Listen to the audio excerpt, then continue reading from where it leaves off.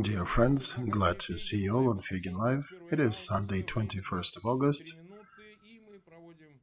a little bit past 8, and we're doing another stream with a journalist from Kiev, Volodymyr Zolkin. Glad to see you here, Volodymyr. Glad to see you too, Mark.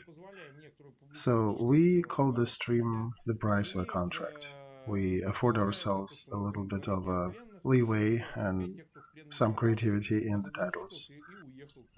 So we'll be talking about prisoners of war and about destinies of those who did not manage to surrender and who got killed and came back home in a coffin. So this is in overall features, but we'll try to cover how do people get captured and how do Putin's fighters get captured and what happens to them after. So, by the way, the link to Volodymyr Zolkin's channel is in the description, and also subscribe to Feygin Live and to the privateer station if you are watching that in English. We have about 80,000 people watching us, 7,000 clicked like buttons, so share that, perhaps more people will come watch it. So, you know what, let's start with that. Why did you start with prisoners of war? Is it by accident, or did you choose it? Well, the thing is, I did not start with prisoners. I started with trying to deliver information to the other side. And I'm not straying away from these goals still. I always said that everything we do is targeting the Russian viewer. I told that many times, but for those who maybe doesn't know, not many people on my level were aware that there'll be a war starting that day. All of a sudden I wake up, there are missiles flying. So I'm running to Territorial Defense to subscribe and join them, and I'm posting things online, telling here are dead Russians, more dead Russians, dead Rushists, as we call them. And my opponents from Russia are telling me, no, it's just fake, it's propaganda, we are winning, Kiev will be taken in 3 days, everything is fine. So I have access to some friends in power ministries here in Ukraine, and I asked them, hey, can you give me access to the bodies of the occupants? Maybe to film some of the IDs, some of the faces. We do need to somehow verify that indeed these are real people who came here from Russia and died here. But that didn't quite work. In the meantime, Dmitry, my assistant, he's an IT guy. He created a chatbot, and we'll add the link to that. This is a channel on Telegram called Searching for Yours. Is it just prisoners of war? There are different ones. There are prisoners of war, there are dead ones identified. So yeah, it's an aid for families to find their relatives. So he develops a robotic solution for Russian relatives to try to find their sons and husbands. So I was at the end of the line. I just asked him, give me numbers from that Telegram channel, and I'll try reaching them and telling them the truth. And that's how it started. I was going live, and that continued for about 5 or 7 days, and I started talking to them. And since I've never done it professionally before, I saw that it does attract attention. So basically, yeah, if I was releasing a video before, it could get maybe 3,000–5,000 views. These ones all of a sudden started gathering about 100,000 plus. And I turned back to my friends and said, hey, listen, this seems to work. This probably is the only way to reach the Russian families out there. So give me a chance to talk to prisoners. And I recently talked to Viktor Andrusyev on my channel. He was one of the representatives of, I think his official title is Representative of Minister of Internal Affairs with the President. Neither him nor me actually believed that that would work and I could get access. but we somehow managed. I did an interview with one or two, and it did have the same strong effect. So then it step by step slowly started. I never started a goal to work with prisoners of war. My goal was to deliver data, deliver real information to the other side. And that's important because, according to my analytics, I can see that 50% of them are from Russia. And that's a big part because also a ton of them are watching me from Russia, but they're using VPN, so you cannot quite tell how many, but definitely more than 50%. And the main thing that I hope they watched and they told their relatives and warned them to not go to that war. And that also happens. I see a lot of notes, I see a lot of comments, people reaching out to me telling that they managed to talk their nephew, brother, father out of going to that trip to Ukraine. And it's already going into not just thousands, but tens of thousands such comments. So this is very noticeable. This is a serious thing. Again, for those who just joined, we're doing a stream with Volodymyr Zolkin. Please share that link. We'll post it, post links to find yours and other links we're talking about. They'll be in the description to that video. If anyone is watching us from Russia, please share links to that stream in any way you can. I think that is mostly interesting for your friends and relatives. Okay, next question.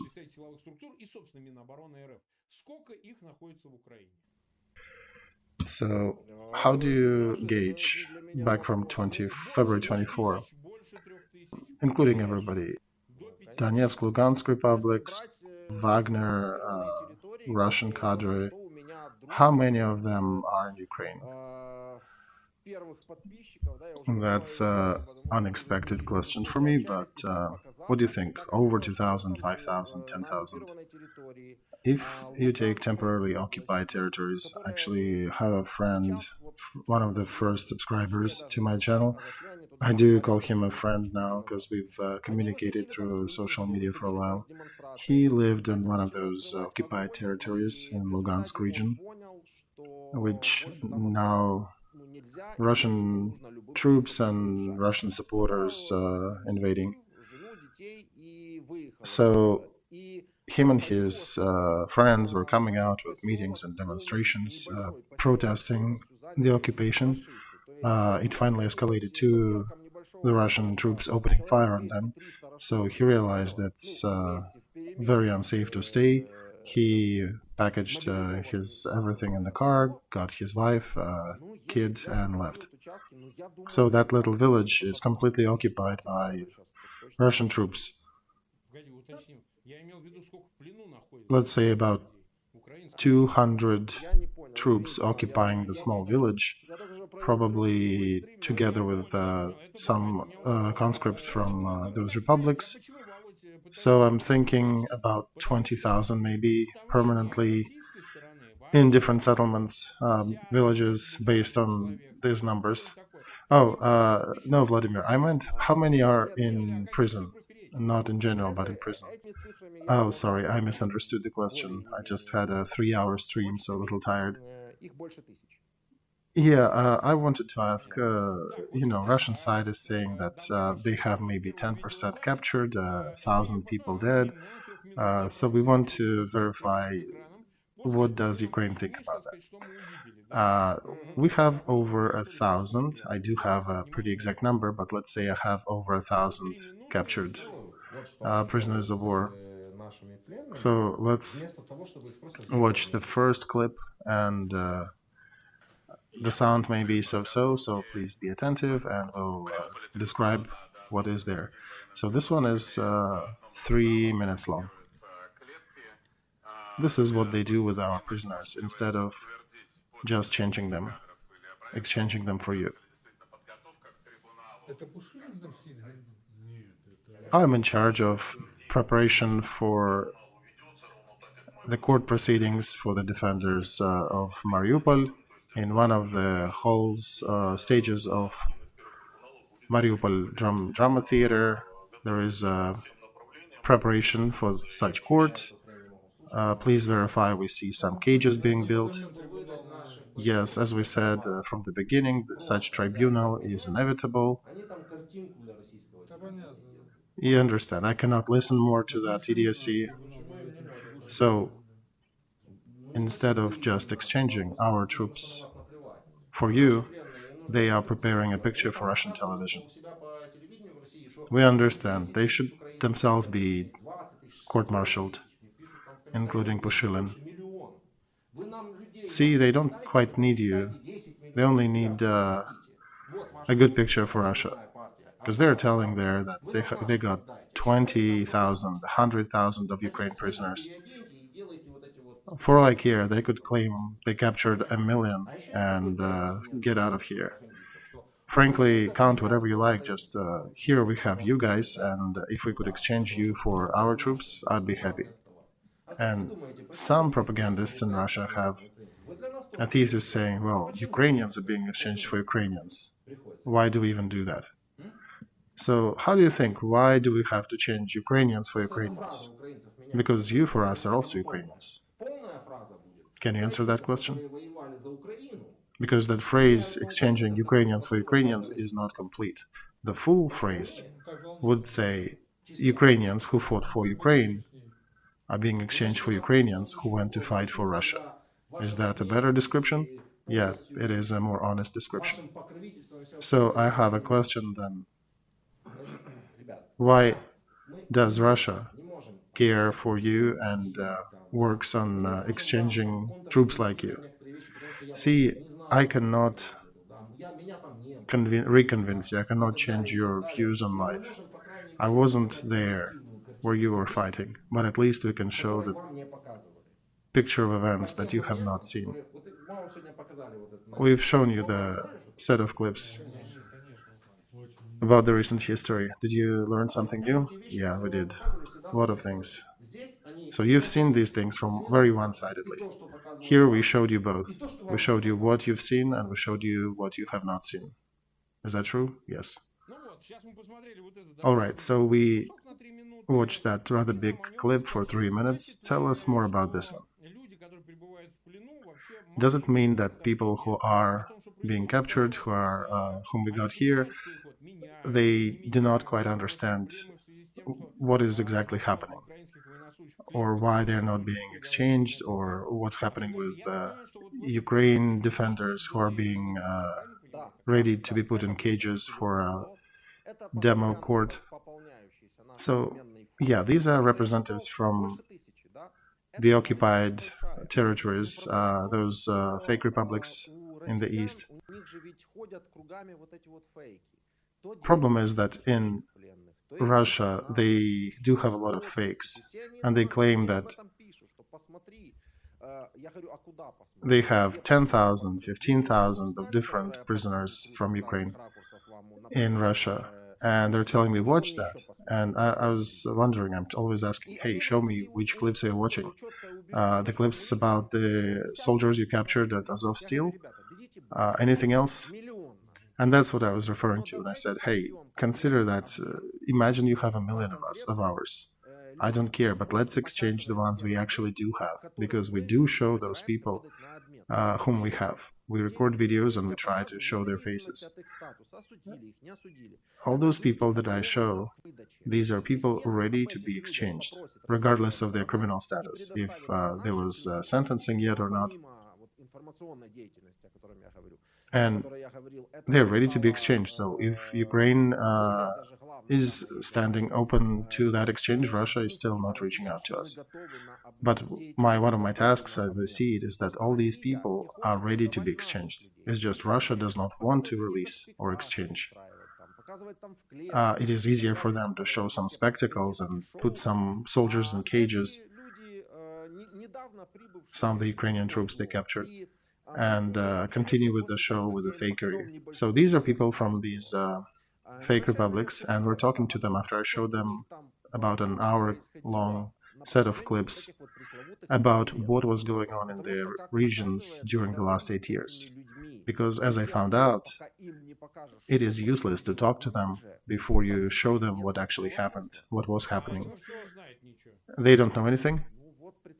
Imagine that. Imagine a person who lived in a village, in a small town, worked somewhere in mining. He'd go deep in the mine in the morning, didn't really quite follow other sources of information.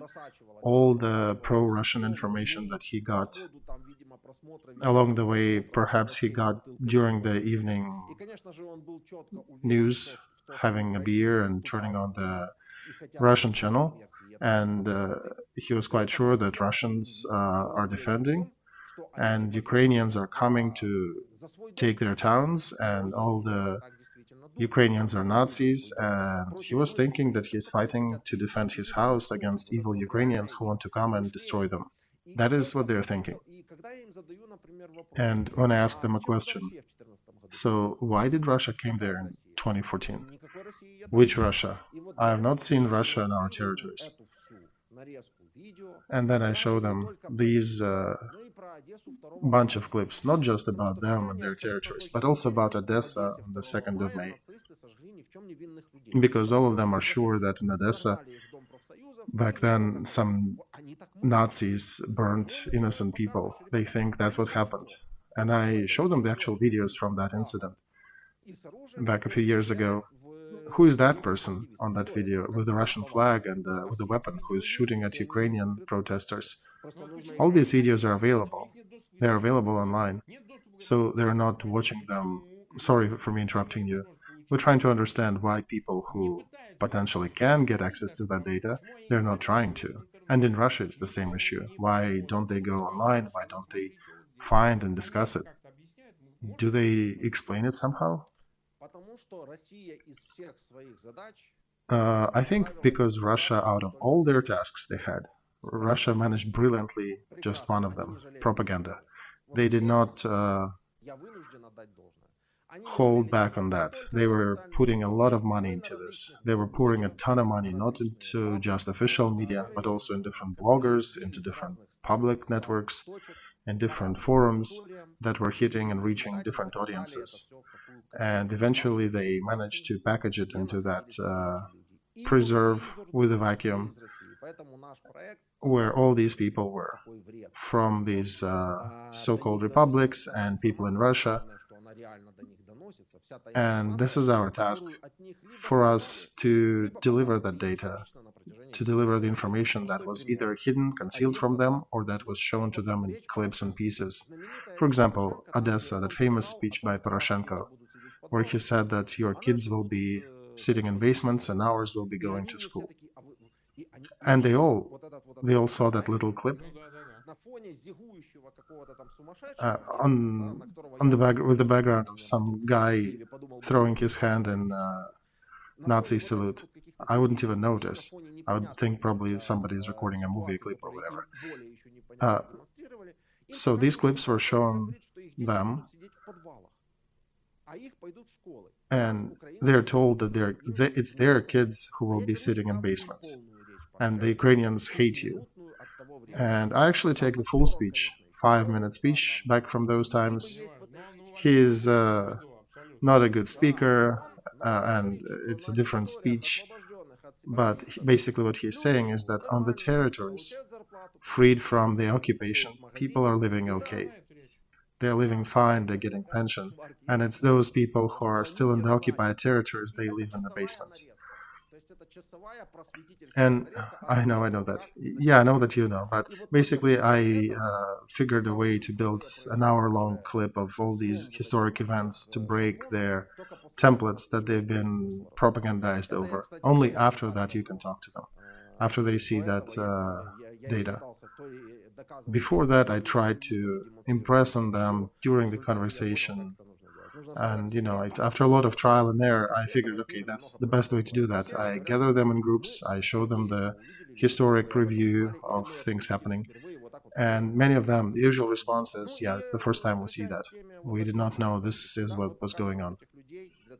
And returning back to the subject of exchange, we're showing them so that their wives, their moms, relatives can see them. and start pushing for that exchange over in Russia.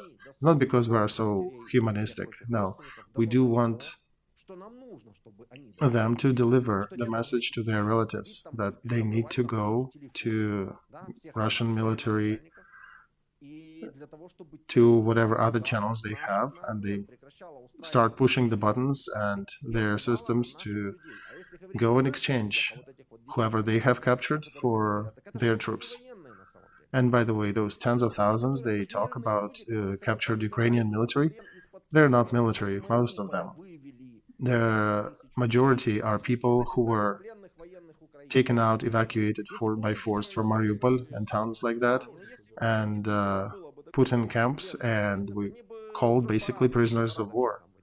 If they did have that many military, they would already have some, I don't know, POW parades there or something.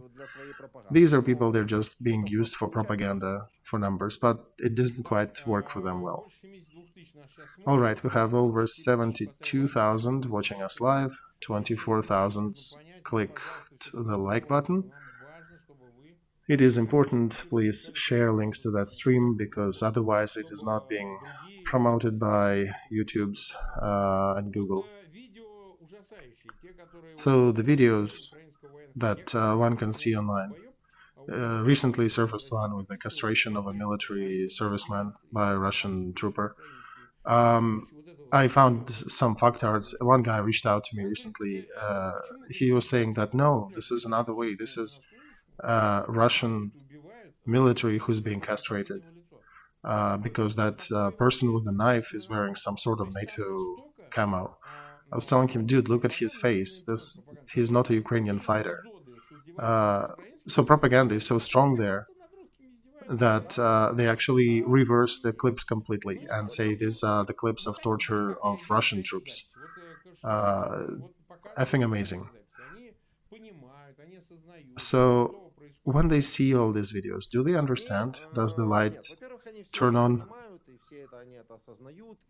Yeah, first of all, they do realize that. And by the way, that hit on Yelenovka is not quite a secret for them. They don't even question that Russists, Putin supporters hit Yelenovka.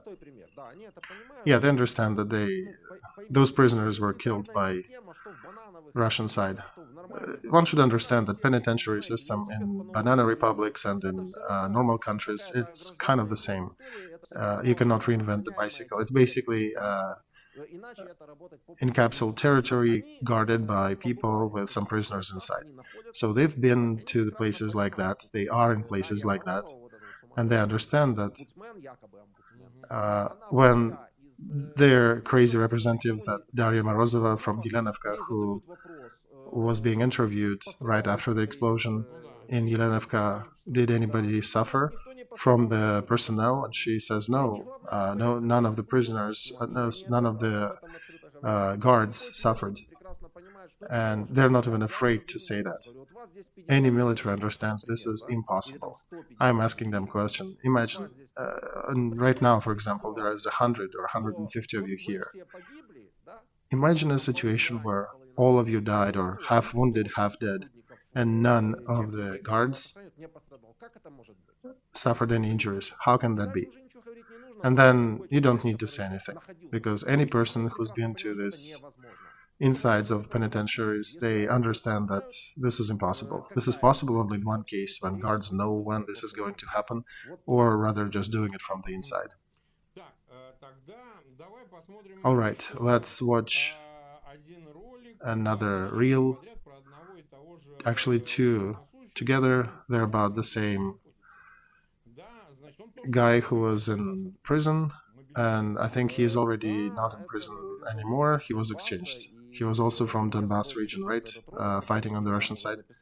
Yes, he was one from Russia, from Russia-occupied Donbass. And the second clip was recorded after he was returned back. Do you have any desire to apologize in front of Ukrainians?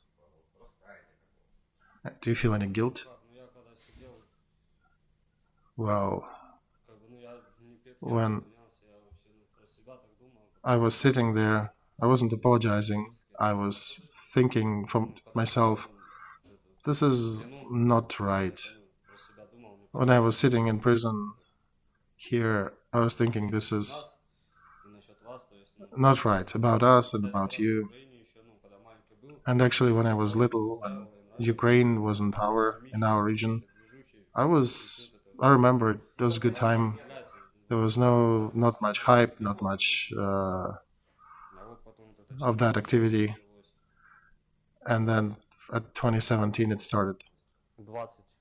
So how many shots? 20 in direction of Mariinka. Okay, so you were shooting towards Mariinka. Could you hit civilian buildings? I don't know. Why don't you know? Probably. Well, probably. What's the length of your shot? The distance? How far do you shoot? From kilometer to 5. And you were shooting from where? So these are two clips with this guy. He was sort of apologizing, not really apologizing. And when he got back after prison, we didn't even put that second actual clip that surfaced after he returned back to Donbass, where he's saying he did not apologize for anything. Well, the story is that they got a propagandist caught who is inviting him to different talk shows and trying to make a hero out of him. He's making an accent on that I was pushing the guy to apologize and he never apologized. Well, first of all, I did not push him to do anything, and everyone who can watch 10 of my clips, they understand that this is a conversation. This is not a procedural or me forcing them to do anything. I actually get some blowback from people here in Ukraine who are thinking I'm very loyal to some neutral standards. But I, once again, reiterate, I cannot behave as the inquisitor towards them. I try to treat them as people, as humans. So I asked him a question, a simple question, if he wants to apologize to Ukrainians, because there was enough to apologize for. Because this person was shelling Mariinka from Alexandrovka. And the length of the flight of a shell from his tank took it roughly to the center of Mariinka, and giving the targeting flaws and all that. I would not go in details on that. The conversation was longer. We basically went technically over how he was shooting and what he was targeting. So he at the end comes to a conclusion that, yeah, he could have been possibly shooting up civilian targets. So this is a man who's just shelling usual village and citizens. So that's why I was asking, do you want to apologize? And no, he doesn't apologize directly, but he starts talking that this war is weird, nobody needs that, and he actually lived okay back in the Ukrainian times. And that topic that propagandists decided to avoid, so he's only focusing on the other aspect, who did not apologize. And they're trying to make a heroic tanker who came back from prison in Ukraine. I'm not quite sure what is the heroic aspect of his life. There are actually a lot of his compatriots who died there, and he somehow survived. I cannot understand why they don't give a flying F about even themselves. They perfectly understand that they are not fighting for any independence, they're fighting for Russia. And they do understand that they're often sent like live intel gatherers who are being sent under fire to collect data about the enemy, where the enemy is located. They're being used as meat, and this information is known to them, but they still continue believing some things. Very weird. But I need to mention that it is changing. Very few are so ideological that take time to work with. Many of them already are aware of these things. So there are way less numbers going or agreeing to be sent to the front from those occupied territories. They don't believe in Nazis in Ukraine anymore. The only thing they somewhat believe firmly is probably about Russian language, that we do not allow Russian somehow. And by the way, all of them speak Ukrainian just fine. And by the way, when we speak, with their relatives on the phone, very often ask a question in Russian to respect them, and they answer me in Ukrainian. So people are still communicating in Ukrainian, and there's really not a problem. And the main thing is to deliver it to their minds that all of your problems started when the Russians came and occupied your territories. And I think we're succeeding. So let's talk about another one. You've talked to many of the military guys who managed to call their relatives, like the one where the guy calling his mother and she screams back at him saying, "You an idiot, you took a credit to buy a phone and now you need to pay, still need to pay for that." So that idiot took a credit and then decided to go to war to pay it back. And some families were upset that their son is still alive because they already got the funeral money and they bought a car for that. So some of these conversations turn out really surreal. You've talked to a lot of them. Perhaps something was left behind the scenes, something that didn't make it to those videos we've seen. What's your general impression? The audience you're dealing with, mothers, wives, girlfriends. What's your general impression of that group and their relation towards their sons or relatives who got captured? Are they exchanging them for money? First of all, I want to say that nothing is behind the scenes. We publish everything that we record. And whom do I work with? It's two simple things. First is zombification.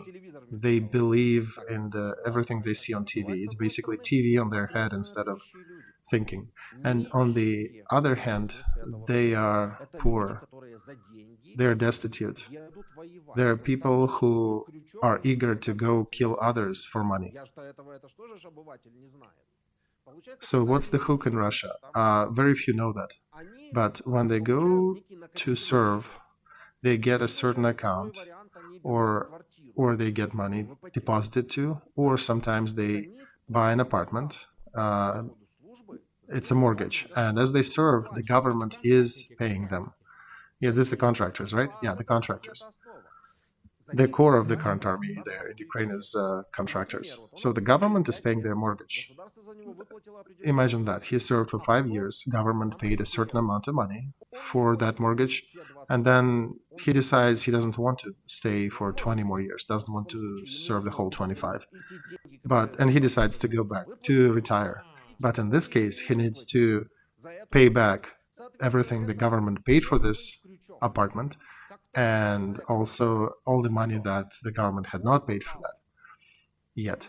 So the moment he agrees for that machination, he is done, he is caught.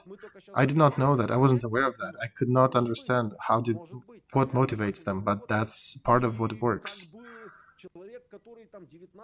And for example, the person who served for 19, 20 years and he's being put in front of the fact that he owes money for those 20 years.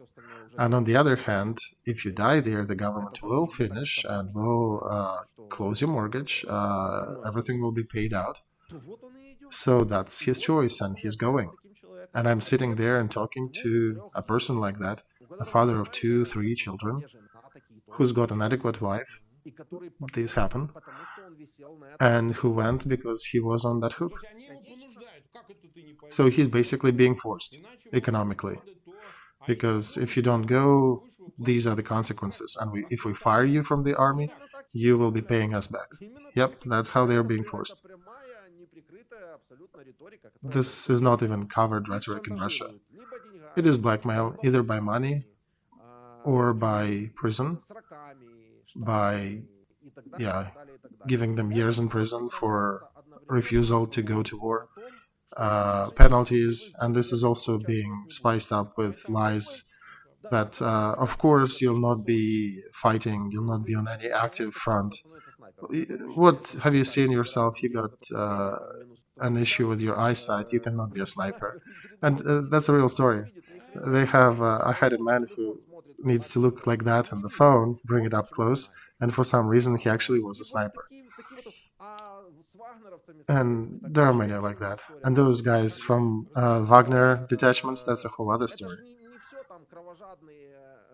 So not all of them are bloodthirsty commandos who survived a ton of wars and have years of experience. So bare bone, yeah, backbone of Wagner's, yeah, that's those cadre, but who are being reinforced with, and they're being reinforced with people who came to work in for a security company. He came to work as a security, and they tell him, "All right, you will accompany the humanitarian load to Lugansk region." And after he does that, they basically tell him, "We either shoot you right now, or you take that weapon and go do what we tell you to do."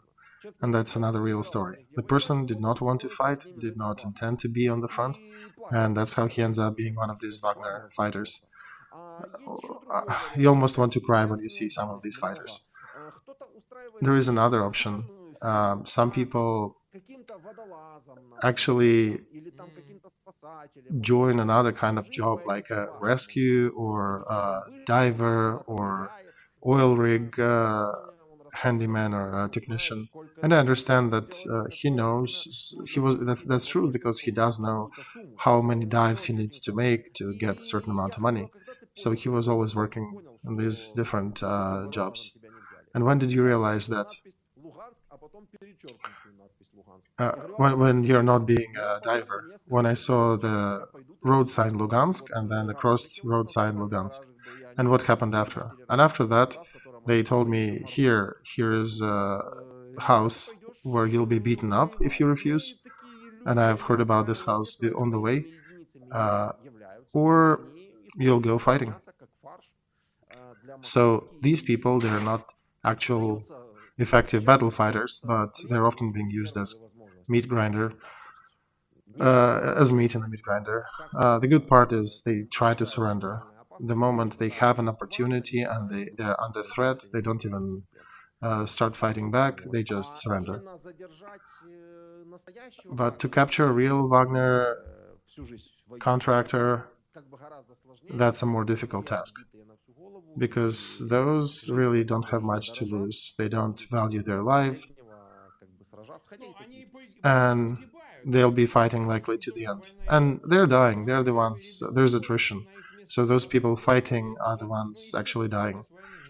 And the war lasts for half a year. That's expected attrition, and it's rather hard to survive in the situation of continuous fighting. One needs to be lucky and have certain abilities to go on like that. I remind you, Volodymyr Zolkin has a channel who also needs subscribers, and he has a lot more material there. We cannot share all of it. We can share some parts of it, so please go there, subscribe, and share more videos.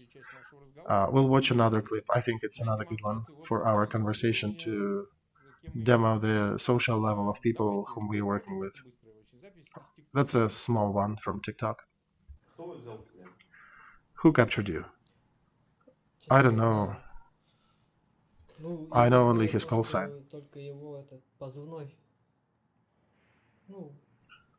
VSU. VSU stands for Ukraine military.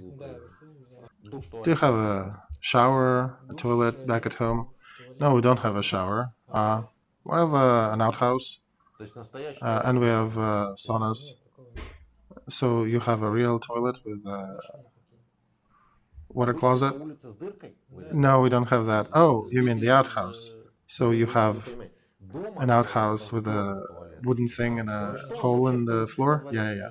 No, my question was, do you have a toilet at home? No, we don't. You know, you should have been busy, you should have been concerned building sewage system and building a proper shower and a toilet in your home. Instead of that, you'd say you have no issues and you're here fighting, killing people. I think it's been hundreds of years that these water closets were in existence, and you don't have one at home. So we watched that Russian fighter who has issues imagining the proper bathroom at home, And I do need to confirm here for our viewers that Russian province in deeper in Asia, that's what it is. There is nothing unusual about what he says. It's just he is seeing the Europe for the first time. He's getting to Ukraine for the first time anywhere beyond the borders of Russia. And Ukraine is much closer to Europe than Russia. Ukrainian citizens, even in small villages, small locales, they understand the usual sanitary norms and stuff. In Russia, it is very different. Of course, Moscow and St. Petersburg is very European, but we are talking here, we're meeting here the lower level of social society. And in Russia, they're screaming that it's Ukraine propaganda, that our troops are stealing uh, bathrooms and bring them home. Can you confirm that they were trying to steal some of that stuff? And they were found, some of the toilets were found inside the tanks. Yeah, that's true. And there were cases when they were marauding, but they were not really realizing that that's what they were doing. I asked one who was captured near Bucha, so I asked him, did you talk, did you converse with civilians? Yes, he says, we took them from the apartments and we brought them down to the basements. Why did you do that? We wanted to hide them from Ukrainian mortars. Okay, interesting. How many times did Ukrainian mortar hit them? And he kind of pauses. I understand that he has never turned that thinking on. Some people say that, yeah, they're pretending to be fools. No, they actually are fools. Sort of, yeah. He thinks for a while and says, I don't remember. I don't think they ever hit them. So why were you doing that? And he eventually told me the story after we flipped it 2, 3 different ways, and I asked him questions on and on. And basically, they were guiding people downstairs, and then they were taking everything from the apartments. And when I asked him, did you not take anything? He's like, no, I'm of high morale. I was against stealing. So did you enter the apartment? You didn't take anything? Running shoes or anything? No, not really. Well, once I got a jacket and once I got a knife. So he took knife, jacket, and he thinks he didn't take anything. And he believes that. And all that story with stealing conditioners, toilet seats.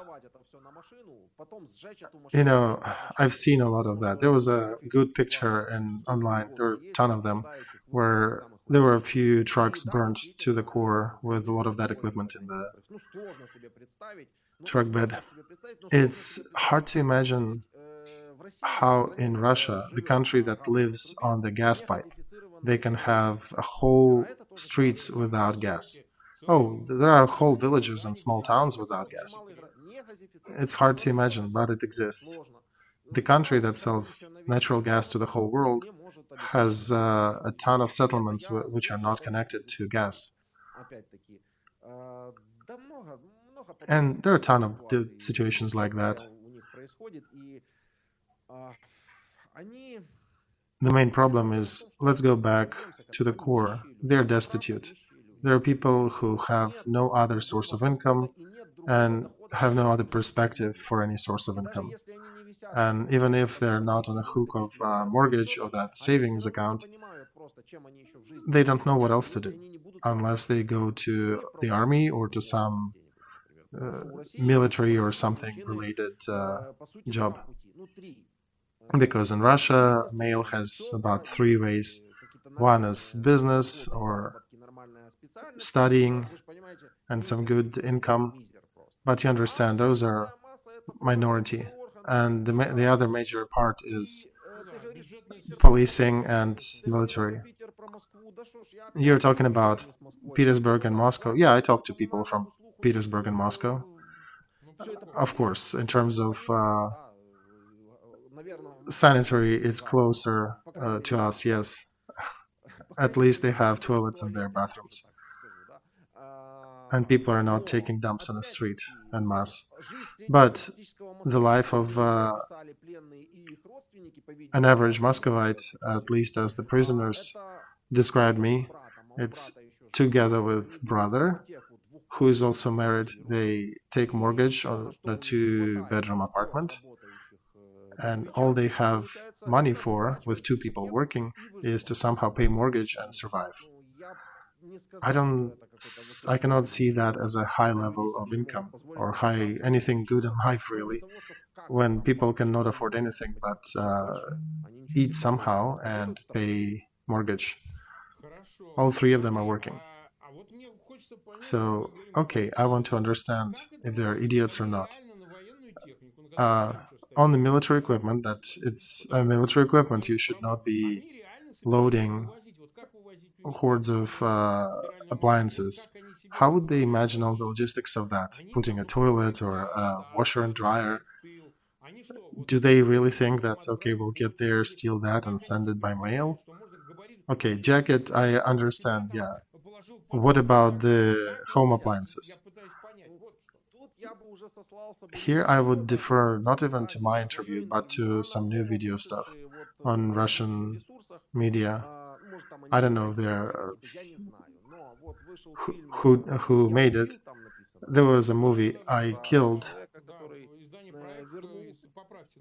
Yeah, there's a movie. You can look it up on YouTube. And it's about 3 Russians who found pictures, whom we found through pictures on the Ukrainian phones, whom they used to take some snaps and then forgot them there, here and there. So we finally got to them and talked to them, and from that material, you can see that they were even abandoning military equipment and stealing Ukrainian light vehicles to steal appliances. But that topic is not really covered. How did they plan through with the logistics to go through the borders and carry all that? We know that they recorded some of them attempting to mail things in Belarus. Yes, they got on the camera, CCTV. Somebody managed to bring BMW to Russia. So some single ones managed to do things. But in general, these people are to such a degree from the wilderness, they haven't seen that level of life, or they could never imagine that they could be driving that vehicle. So when they see such a car, they apparently don't have another thought than take it and drive it. And where, I don't think that's that's a second thought that doesn't come to their mind. And yeah, to drive beyond horizon. Interesting. We're almost 15 minutes live. We have 170,000 watching us.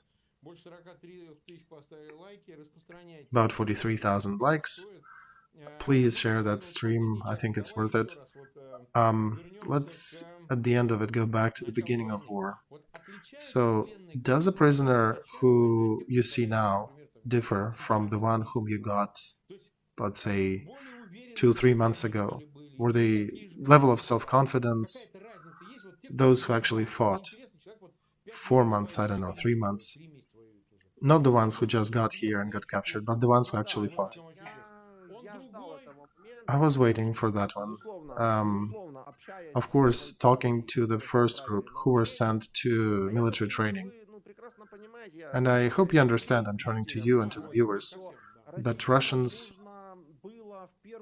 needed to deceive the first wave, because they needed to get that horde of 150 poorly trained, dumb units collected God knows where, on God knows what equipment, where 8 out of 10 tanks have issues and breakdown. They needed to send it to Ukraine somehow. So when these people are telling me they were sent to military training, that's exactly what they were told. They were sent to the military training. They were being on these trainings for 2 months. They were tired and worn out. And at the end, basically, they were told, here's the last march, 3 days and you're coming home. Some people were told that this is into Ukraine, others weren't. Some people were also told that it's agreed with the Ukraine government, there'll be no fighting. So they got these stories. And also they got some stories about some elusive Nazis. So it sort of depends upon the level of intoxication of the commander of the unit that was delivering them this information. So the general impression was that they went there to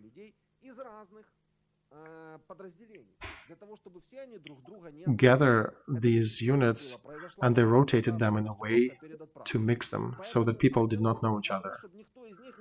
So there was an interesting thing. All the detachments were mixed from, they were not the ones whom you served with before. Basically, when we ask him who was with you, he doesn't know the names, he only knows the call signs, and he cannot report on the people who died because, there are no deaths, nobody died. So somebody came with such a brilliant idea. I was surprised when I discovered that. But when I was talking with that first group, first wave, so to say, that was the one that I could believe because it was supported from different sources. Some of them take polygraph. And of course, they were cadre military who was serving in Chechnya and who actually was saying that, yeah, we had people who refused. And we had people who refused on the 18th, 19th, and 20th. I don't think that proves that they knew about invasion, but en masse. But apparently, that specific detachment in Chechnya knew that.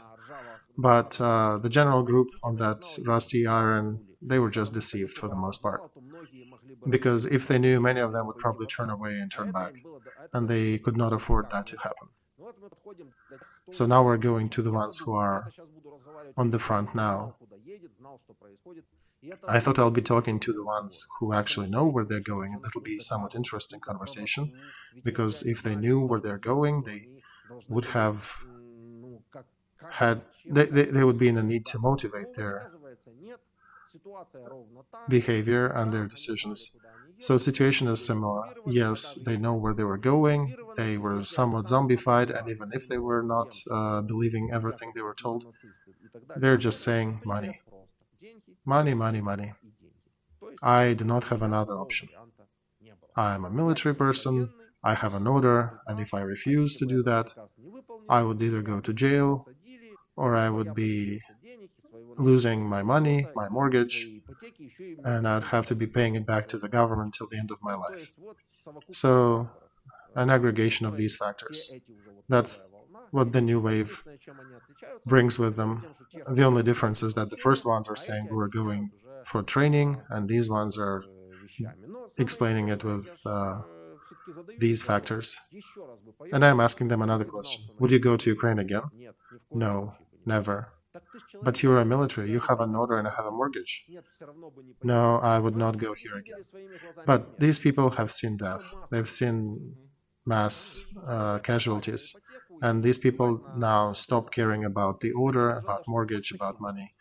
And finally, they're seeing a bit of light by that cruel way, but yeah. And those people who are in Russia, they're getting bits of data from channels like yours, channels like mine, from these short clips, like the one I killed about the guys who were in Andreevka, and some books that are being published. It's not people from my interview, it's people who returned back. The guy who came back, Russian airborne trooper who, Pavel Filatiev, if I remember him right, he came back and wrote a book, Zov, Call, or Calling in English. Yeah, we had him on one of our streams discuss some details. So, amazingly, everything described in these books matches with what the prisoners are telling me on our interviews. So, I think Russians need to start waking up. They should have woken up a long time ago, but this information is trickling down to them. And you understand, one thing is who are putting special avatars in social media, wearing panties with a Z letter, or going to meetings, jumping for a few rubles, screaming to provide a vitrine for the support of the current leadership. And the person who is facing a choice to come to Ukraine, to face death and kill, or to not come. And on all these people, that information, just truth without any propaganda, just real data, what's happening. That's how I'm trying to show it. These people are affected by that data. And I can tell it probably is already tens of thousands, maybe even hundreds, that change their mind, who are refusing to go to Ukraine. And now they have some sort of a micro disagreement. I'm carefully using words because I do not expect a real meeting, a real revolt in Russia. I think they forgot about that tool to work with power. But at least they started talking to each other. They're discussing it. They're saying, oh, I think they're fooling us. Putin, who goes out in front of the cameras and starts to say idiotic stuff like, oh, we haven't even started yet, but then his citizens are getting coffins with their sons' bodies. So yeah, the operation is going for a year, half a year already, right? What are you doing there if you haven't started? So that works to help us. But they still have a ton of idiots and alcoholics. So I would not put my hopes into them not getting resupply of soldiers. But time works for us.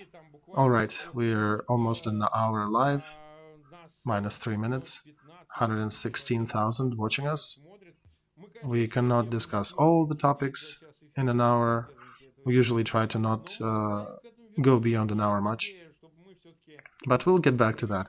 I'm thinking we probably should gather a psychological experiment. Could be a rough prank, but maybe do that on live stream. Call one of the relatives and talk to them. Maybe you can help us do that. I ask our viewers to subscribe to Volodymyr's channel and to Feygin Live and share links to that stream as wide as you can. Especially if you're watching that in Russia, share that in Russia. Again, if you're watching that in English, subscribe to the privateer station and we'll continue translating materials. Thank you, Vladimir. Oh, by the way, tell us one more thing. One action that you are offering to Ukraine military. This is pretty straightforward. So the prices are dictated by the market. If basically, okay, let me get back to the basics. Russia is asking, Russia is refusing as much as they can to not take anyone from Donetsk or Lugansk republics and give our fighter back in exchange for them. They're trying to avoid that exchange as long as they can. And they consider these Ukrainians that fought for them as sub-people, but Kadyrov detachments, they are ready to exchange them. They're ready to give 10, 15 our fighters for each of those. For Wagner people or Kadyrov people, if it's, someone, especially a high-ranking Wagner fighter. And we know that due to all these videos that are online, our guys stopped taking them prisoners. They just don't want to. And we offered our troops a special offer. Guys, we're not asking you to risk your lives to capture them. But if you're facing a choice to take him prisoner or make a shot, take him prisoner and you'll get a reward. We actually offered them an amount of money for DNR fighter, 200 for usual Russian soldier, 300 for high Russian ranking troops, and Kadyrov and Wagner are more expensive. Why are we doing that? Because we know that we can exchange them and we can bring our fighters back, because otherwise Russia does not release them. So we made that offer. The process started. The exchange fund is being filled. There are even some local things happening, by the way, and people don't talk about that much, but yeah, there are local exchanges happening on the front. But we also are preparing a bigger exchange to rescue our fighters and bring them home. So we're doing everything we can. All right, dear friends, if you can help Volodymyr Zolkin to implement this project, he brings details on that in his streams. You can go to his channel. Perhaps he could use your help. Maybe you can connect somebody with funds to that. Yeah, I'm not asking for money this way. I want to explain it in a couple of words. We already have an amount collected from sponsors that we're using. I've never used that or plan to use that for any income. So this is targetedly used just for that. If this process becomes a somewhat conveyor tool, then we'll turn to people who have bigger amounts of money. We'll find access to money to support that. But yeah, let's bring attention to that. That's an important one. Repost, like, share. It's important. Share it with the soldiers. And by the way, important for Russians too. Think of that. If you're captured, you are staying alive. So share that link to Russians. That saves their lives. You know how Russians reacted to that? When they learned about my initiative, they offered in return for me $1,000. That's a shame. Really, I'm worth just $1,000. Okay, not even discussing that. The thing is that every Russian and every fighter from those occupied territories, they realize that my initiative is the one saving their lives. But some of those propagandists, yeah, they rely that people will not think. You know, when it's about their butts and their lives, that brain turns on. When it comes to their life, they start thinking, and then they start understanding that propagandists who are screaming to their husband, "Go and die," he's a propagandist. And Volodymyr Zolkin, who is not making money on that, he actually is saving lives. And we should probably finish listening to propagandists and listen to Vladimir a little more. All right. Thank you, dear friends. Thank you for taking that hour to listen to that stream. Again, subscribe, share, click like button. All is yours, Privateer Station, Feygin Live, and Volodymyr Zolkin.